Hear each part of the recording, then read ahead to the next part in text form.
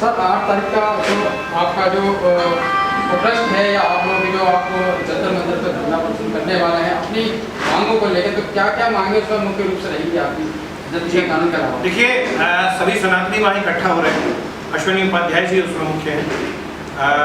मुख्य 5 मांगे हैं: जनसंख्या नियंत्रण कानून, साथ ही साथ घुसपैठ नियंत्रण, यूनिफॉर्म सिविल कोड, समान शिक्षा और उसके साथ साथ धर्मांतरण विरोधी कानून। ये 5 विषय हैं। उसके साथ साथ बहुत सारे जो अनावश्यक कानून हैं जो देश में अंग्रेजी समय के बने हुए, उनकी होली भी जलाई जाएगी, यानी अर्थात उनकी प्रतियाँ जलाई जाएंगी।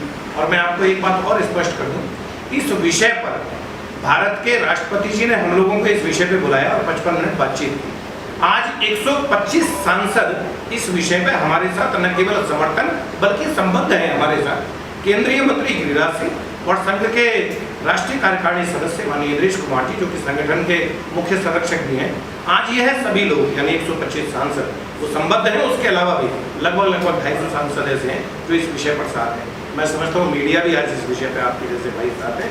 निश्चित रूप से जनसंख्या नियंत्रण कानून भी बनेगा, घुसपैठ पे नियंत्रण भी होगा, धर्मांतरण विरोधी कानून भी आएगा, साथ ही साथ समान शिक्षा की नीति भी आएगी और उसके अलावा जो मुख्य जो भारत की जो समान यूनिफॉर्म सिविल कोड है वह भी आएगा और भारत अखंड सनातन राष्ट्र घोषित होगा। यह भी विषय लेके चलेंगे हिंदू समाज को, क्या है आगे अपना? जनसंख्या समाधान फाउंडेशन, जो कि पिछले 8 वर्षों से लगातार जनसंख्या नियंत्रण कानून की मांग को लेकर आंदोलन चला रहा है। देश भर के 300 से अधिक जिलों में 23 राज्यों में जनसंख्या समाधान फाउंडेशन की टीम काम कर रही है और उसका कहना है साफ साफ कि देश में जनसंख्या नियंत्रण कानून बने, अर्थात अधिकतम 2 बच्चे कानून बने और जो दंपत्ति उस कानून को ना माने उनकी सभी सरकारी सुविधाएं समाप्त हो, सरकारी सब्सिडी समाप्त हो और उसके साथ साथ उनका मताधिकार समाप्त हो। साथ ही साथ अगर वो चौथे बच्चे पे जाएं तो उनको दंपत्ति को 10 वर्ष की सजा का प्रावधान हो, ताकि कोई भी दंपत्ति देश में अधिक बच्चे उत्पन्न करके देश पर लोकतांत्रिक रूप से भी कब्जा करने की ना सोच सके। आज यहाँ फरीदाबाद में रवि भड़ाना जी जो पार्षद हैं यहाँ के, उनके यहाँ कार्यालय पे जो एक बड़ी बैठक हुई है, क्षेत्र के निवासियों से बातचीत हुई है।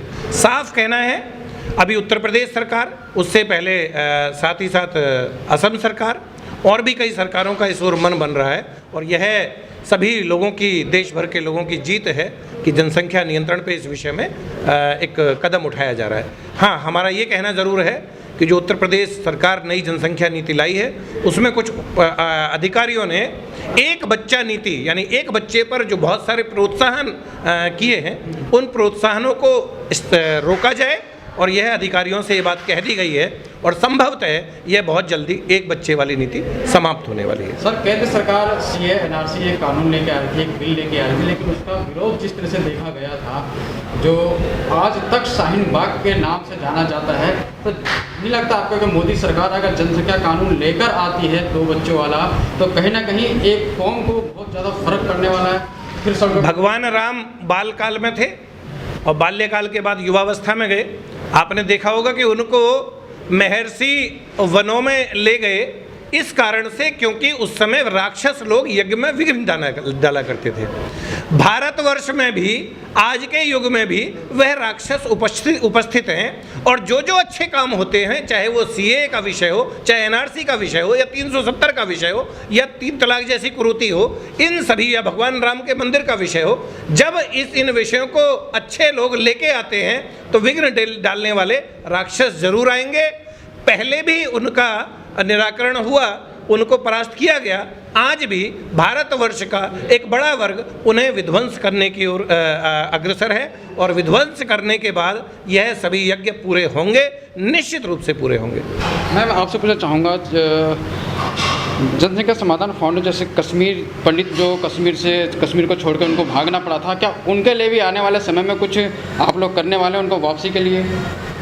ये विषय सरकार का है और सरकार ही इस विषय को देखेगी। मेरा विषय जनसंख्या नियंत्रण कानून है और विस्थापित मैं कश्मीर से हूँ। कश्मीर में जो स्थिति हुई, जिस तरह हमें वहाँ से भगाया गया और हम भागे, वो स्थिति यहाँ ना आए, इसीलिए इस विषय पे काम कर रहे हैं और सरकार से निवेदन है कि आग्रह है कि ये जनसंख्या नियंत्रण कानून, कठोर जनसंख्या नियंत्रण कानून बनना चाहिए और ये देश में लागू होना चाहिए। आपके कार्यालय पे जागरूकता अभियान चलाया गया है जनसंख्या नियंत्रण कानून को लेके राष्ट्रीय अध्यक्ष जी के द्वारा, तो क्या कुछ कहना चाहेंगे सर? मैं कहना चाहूँगा और सरकार से अपील करना चाहूँगा कि सरकार जनसंख्या नियंत्रण कानून को सख्त से सख्त रूल बना के इसे करे। जैसे कि अभी भाई साहब ने कहा कि 4 बच्चे होने के बाद सरकार उन्हें 10 साल की सजा का प्रावधान रखे और 2 बच्चों से ज़्यादा हो तो उनके सारे अधिकार, वोट डालने के अधिकार, सब्सिडियाँ, जो भी सरकारी सुविधाएं वो छीन ली जाए, ये होना चाहिए। और इसे लागू करने के लिए बहुत भी हम सबको संघर्ष करना पड़ेगा, एकजुटता के साथ हमें चलना पड़ेगा और इसे हमें लागू करवाना होगा। सर, आपके वार्ड में आज कार्यक्रम आयोजित हुआ है और आपके वार्ड के भी लोग सम्मिलित हुए हैं, तो क्या कुछ लगा आपको देख के? मुझे लगा है कि अब हमारे हिंदू भाई जागने लगे, वो सोचने लगे एक शांति प्रिय जाति के लिए, और सोचना पड़ेगा क्योंकि आने वाला टाइम अगर यही स्थिति हमारी रही तो आने वाला टाइम जो शांति प्रिय जाति के लोग हैं वो अशांति का जो काम तो आपको पता ही है फैलाते हैं, लेकिन शांति प्रिय मजबूरी हमें कहनी पड़ती है। विपक्षियाँ कहते हैं कि वो शांति प्रिय जाति है, लेकिन हम उस शांति प्रिय जाति को अगर हिंदुओं की एकजुटता हम नहीं दिखाएंगे तो हम नीचे हमेशा करते रहेंगे। हम उसके लिए काम कार्य करने पड़ेंगे और जनसंख्या को निरंतर को लागू कराने के लिए सरकार से आज जो अपील हमारी फाउंडेशन 8 साल से लगातार कर रही है, और ऐसा एक तूफान लाना पड़ेगा जैसे मोदी जी को लाने के लिए जन जन मोर्चा लगा था, ऐसे ही जनसंख्या नियंत्रण कानून को लाने के लिए हिंदू समाज के प्रत्येक नागरिक को गली गली पहुंचकर और गली गली जाके अलग जगानी पड़ेगी। और इस कानून को लागू करवाने के लिए हम सबको हर जगह इकट्ठा होकर पहुंचना, जैसे भैया ने कहा कि 8 तारीख को जंतर मंतर है, और ऐसे बड़े बड़े कार्यक्रम हमें हर क्षेत्र में, हर राज्य में करने होंगे क्योंकि सरकार की भी नींद खुले और इस जनसंख्या नियंत्रण कानून को लागू किया। एक बाहरी आक्रांता, एक विदेशी आक्रांता हिंदुस्तान में आता है, वो आपके ऊपर आक्रमण करता है, आप उसे हरा देते हैं, आप उसे परास्त कर देते हैं, आप उसे माफ कर देते हैं, आप उसे छोड़ देते हैं। वो दोबारा आक्रमण करते हैं, आप उसे दोबारा हरा देते हैं, और आप उसे दोबारा माफ कर देते हैं, आप उसे दोबारा छोड़ देते हैं। कौन? मोहम्मद गौरी। वो 16 बार आक्रमण करता है, पृथ्वीराज उसे 16 बार हराते हैं और 16 बार माफ कर देते हैं और 16 बार उसे छोड़ देते हैं, लेकिन उसका एक बार दाव चढ़ता है, वो एक बार भी माफ नहीं करता। ये था इस्लाम। हम भूल जाएंगे, वो नहीं भूलता है। उसके बाद दुनिया भर के वंश इस देश में, तुगलक वंश, गुलाम वंश, खिलजी वंश, ऐबक वंश, गुलामों में जो उन आक्रांताओं के गुलाम थे, उन गुलामों ने हमारे ऊपर राज किया है। गुलाम जो उनके दास थे, सेवक थे, वो चले गए और उनके हाथ में सत्ता सौंप के वो गुलाम हमारे ऊपर शासन किए हैं। ये सच्चाई है। लगभग 250 से 300 वर्ष उन वंशों ने, लगभग 300 वर्ष उन्होंने शासन किया हिंदुस्तान को। लेकिन हमें आज अपने उन पूर्वजों को भी याद करना चाहिए, जिन्होंने, जो अभी मैंने 2-3 सेकंड में जिन वंशों के नाम लिए हैं, भाई साहब, जिन वंशों के मैंने अभी नाम लिए हैं, गुलाम वंश, खिलजी वंश, तुगलक वंश, ऐबक वंश, ऐसे अनेक वंश, अगर उनके अत्याचारों के बारे में गिनवाया जाए तो शायद आप और हम जब बात करेंगे 1 महीने लगातार उन अत्याचारों के बारे में बात कर सकते हैं। लेकिन अगर हम यहाँ आज हिंदू बन के बैठे हैं तो अपने उन पूर्वजों के कारण हैं, जिन्होंने सदा अपने तमाम अत्याचारों को सहन करते हुए भी अपने आप को हिंदू बचा के रखा। आज हम यहाँ हिंदू बन के बैठे हैं तो अपने उन पूर्वजों के कारण बैठे। हमें धन्यवाद करना चाहिए। जो कमियां हैं उन्हें भी गिनना चाहिए, लेकिन जो अच्छाइयां हैं उन्हें भी याद करना चाहिए। मुगल आ गए, हम तो शायद मुगलों से पहले का जानते ही नहीं थे। मुगल आ गए, बाबर का बेटा हुमायूं का अकबर, अकबर का जहांगीर का शाहजहां, शाहजहां का औरंगजेब का शाह आलम का होते होते बहादुर शाह जफर तक का सफर चला हिंदुस्तान में। अंग्रेज आ गए, उनके जाने की भी बारी आ गई। मैं 100 साल आगे निकल जाता हूँ, 90 साल। 1946 आ गया। एक ऐसा व्यक्ति जो ना तो 5 वक्त का नमाजी था, वो शराब भी पीता था, वो सारे काम करता था जो इस्लाम में हराम किए जाते थे। लेकिन जब उसने ये कहा कि इस देश के हम स्वाभाविक शासक हैं, हिंदुस्तान के हम शासक थे, अगले जाने से पहले हम शासन करेंगे, और अगर नहीं तो हिंदुस्तान को तोड़ के पाकिस्तान बना लेंगे, तो इस देश का 24% उनका वर्ग एक टांग पर उसके साथ खड़ा हो गया। ये है कड़वी हकीकत इसमें। और ये बात भारत का गृह मंत्री संसद में खड़े होकर बोल चुके हैं सीए के समय। इसे कहने में लेश मात्र भी कोई लाग लपेट नहीं होनी चाहिए कि भारत का विभाजन मोहम्मद अली जिन्ना और उसके इस देश के 24% जो आबादी थी उनके एक साथ खड़े हो जाने के कारण हुआ। इसमें कोई लाग लपेट नहीं होनी चाहिए। लेकिन बात गजब की ये है कि जो 24% आबादी थी, हमें तो ये भी सोचना चाहिए कि वो 24% हो कैसे गई। वो तो 1000 आए थे, वो तो 5000 आए थे, तो 24% कैसे हो गए? कुल आबादी का 24% कैसे हो गए? कैसे हुआ धर्म परिवर्तन? किस आधार पे? बहुत अच्छा धर्म था इसलिए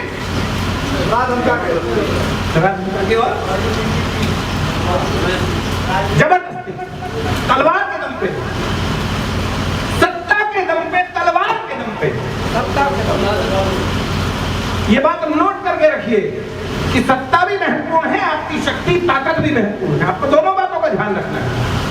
उसके दम पे 24% आबादी हो गई। और जब उसने डायरेक्ट एक्शन, कितने लोग यहाँ ऐसे हैं जो डायरेक्ट एक्शन डे के बारे में जानते हैं? तो हाथ खड़े करें। डायरेक्ट एक्शन डे 16 अगस्त 1946 डायरेक्ट एक्शन डे के बारे में जो जानते हैं हाथ खड़े करें। नहीं पढ़ा है ना, लेकिन आज गूगल पे जाके सर्च जरूर मार के देखिएगा। 16 अगस्त 1946 सिलट, कोमिल्ला, ढाका, जसूर, खुलना, नोआखाली। आज नोआखाली डाल के देखिएगा आज गूगल में घर जाके। नोआखाली के दंगे नहीं बल्कि एक तरफा जनसंहार। 5000 कॉटन मिल नोआखाली की, 5000 उड़िया और बिहार के मजदूर थे। 1 घंटे के अंदर उनको कत्लेआम किया गया। ये 16 अगस्त 1946 की बात है। और पूरा सिलहट, ढाका, जसूर, खुलना, नोआखाली, चिटागोंग, ये आज का बांग्लादेश, उसके शहरों के नाम हैं। उस समय पूर्वी बंगाल था। इधर लाहौर, सरगोधा, सियालकोट, कराची, पेशावर, रावलपिंडी, रहीम यार खान, डेरा गाजी खान, डेरा इस्माइल खान, 6.5 लाख हिंदुओं का कत्ल हुआ 14 और 15 अगस्त 1947 की रात तक, 1 वर्ष के अंदर। और उसके बाद 11.5 लाख हिंदुओं का कत्ल हुआ। टोटल लगभग 20 लाख लोगों के कत्ल के बाद हम कहने लग गए कि दे दी हमें आजादी बिना खड़ग बिना ढाल, और फला फला संत तूने कर दिया कमाल। यही है। हमारा कोई उस संत से युद्ध नहीं है, कोई बवाल नहीं है, उससे कोई हमारा लेना देना नहीं है। हमारा आज का विषय भी वो संत नहीं है। लेकिन जब हम ये कहते हैं कि दे दी हमें आजादी बिना खड़ग बिना ढाल, तो हम अपमान कर रहे होते हैं उन माओं का जिन्होंने अपने बच्चों का बलिदान दे दिया इस 1200 वर्ष की लड़ाई में। हम अपमान करते हैं उन बहनों का जिनके पतियों का सुहाग उजड़ गया। हम अपमान करते हैं अपने उन वीर क्रांतिकारियों का जिन्होंने सेहर्ष अपने प्राण न्यौछावर कर दिए। और हम कहते हैं कि दे दी हमें आजादी बिना खड़ग बिना ढाल। कोई कहने वाला नहीं है। हमने अपने इतिहास की पुस्तकें बनाई और उनमें लिखना शुरू किया। इरफान हबीब जैसे लोग, मौलाना आजाद जैसे लोग, फखरुद्दीन जैसे लोग, जिन्होंने हमारी किताबों में इतिहास में पढ़ाना शुरू कर दिया। अकबर द ग्रेट, अकबर महान। आजकल तो सीबीएसई सिलेबस से अकबर द ग्रेट पढ़ते हैं। अकबर महान एक विदेशी आंकड़न था, उसको हम महान कह रहे हैं। किसी ने खड़े होकर नहीं पूछा कि अगर अकबर महान था तो फिर महाराणा प्रताप कौन थे? अगर अकबर महान था तो बप्पा रावल कौन थे, राणा सांगा कौन थे? अगर अकबर महान था तो महाराजा सूरजमल कौन थे? अगर अकबर महान था तो धन सिंह कोतवाल कौन थे? अगर अकबर महान था तो फिर मंगल पांडे कौन थे? वीर शिवाजी कौन थे? अगर अकबर महान था तो सिंह कौन थे? किसी ने पूछा नहीं अकबर महान था। शायद मुझे लग रहा है बहुत सारे नाम धर्म सिंह कोतवाल जी के बारे में जो जानते हैं एक बार हाथ खड़े कर सकते हैं।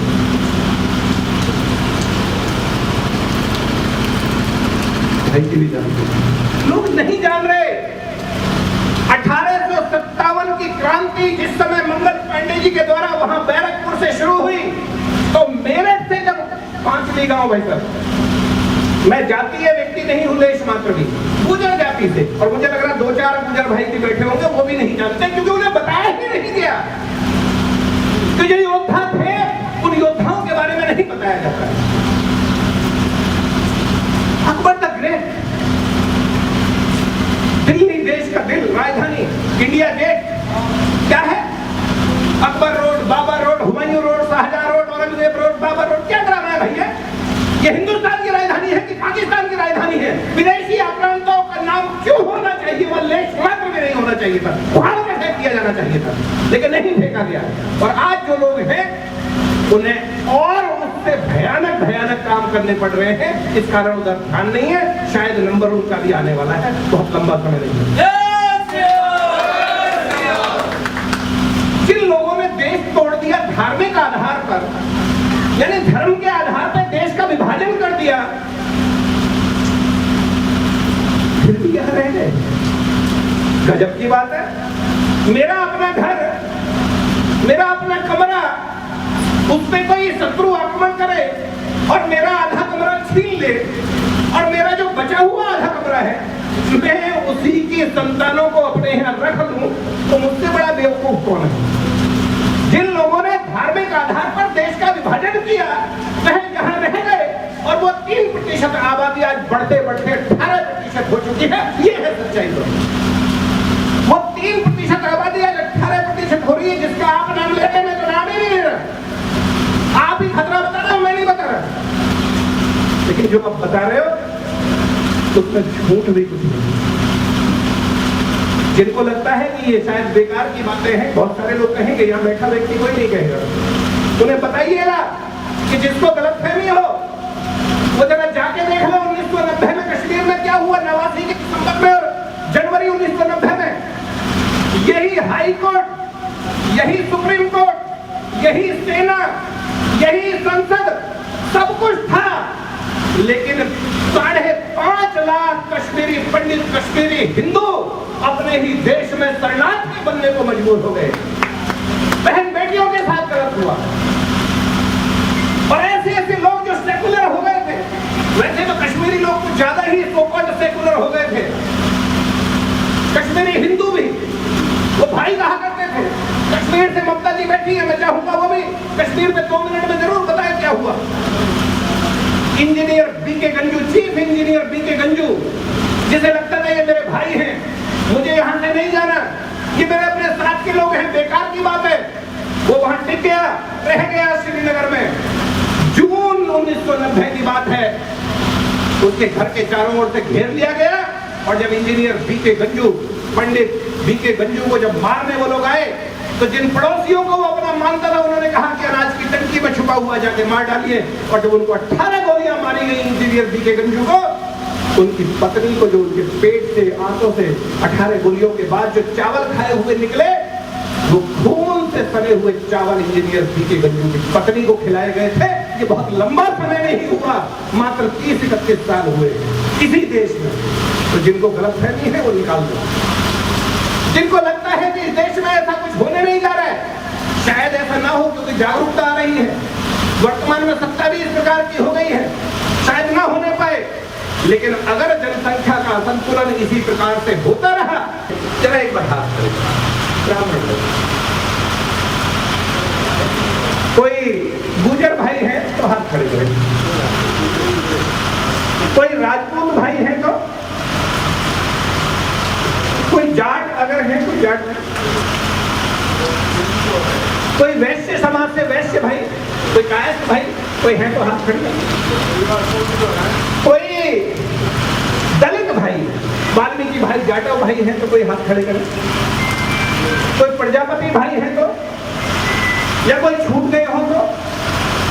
अच्छा मैं पूछता हूँ, जरा जितने हिंदू भाई हैं जरा एक बार हाथ खड़े करें, हाथ खड़े रखे, हाथ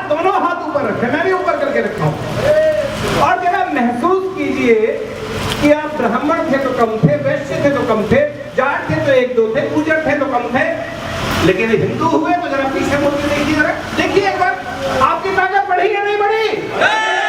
आप हिंदू हो गए तो आपकी ताकत बढ़ गई। आप हिंदू होते ही आपकी ताकत बढ़ गई। आप ऐसे ही हिंदू बने रहिए। आज ब्राह्मण सम्मेलन हो रहे हैं, मैं निश्चित बताता हूँ असदुद्दीन ओवैसी भी हिंदू सम्मेलन कराता घूमेगा, ये गारंटी की बात है। लेकिन आप हिंदू आप बने तो रहिए जरा।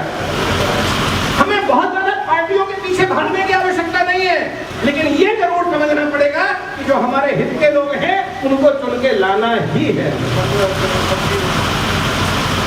हम लोग जब घरों से निकलते हैं और इन विषयों पे बात करते हैं, हमें एक भय होता है कि पता नहीं सामने वाला क्या सोचेगा। मुझे लगता है उस भय को खत्म करना पड़ेगा। हमें औपचारिकताओं से भी बाहर आना पड़ेगा। हमें औपचारिकताएं भी नहीं करनी, हमें बहुत ज्यादा औपचारिकताओं में नहीं पड़ना। हमें औपचारिकताएं उस दिन करेंगे जिस दिन इस देश में जनसंख्या नियंत्रण कानून बन जाएगा, उस दिन जम के औपचारिकताएं करेंगे। हम उस दिन औपचारिकताएं करेंगे जिस दिन इस देश में यूनिफॉर्म सिविल कोड आ जाएगा, हम उस दिन औपचारिकताएं करेंगे। हम उस दिन औपचारिकताएं करेंगे। हम उस दिन इस देश में दिवाली मनाएंगे, त्योहार मनाएंगे, ढोल बजाएंगे। जिस दिन इस देश में अपने शहर की लेटेस्ट खबरों के लिए चैनल को सब्सक्राइब करें और बेल आइकन को दबाएं। अपने शहर की लेटेस्ट खबरों के लिए चैनल को सब्सक्राइब करें और बेल आइकन को दबाएं।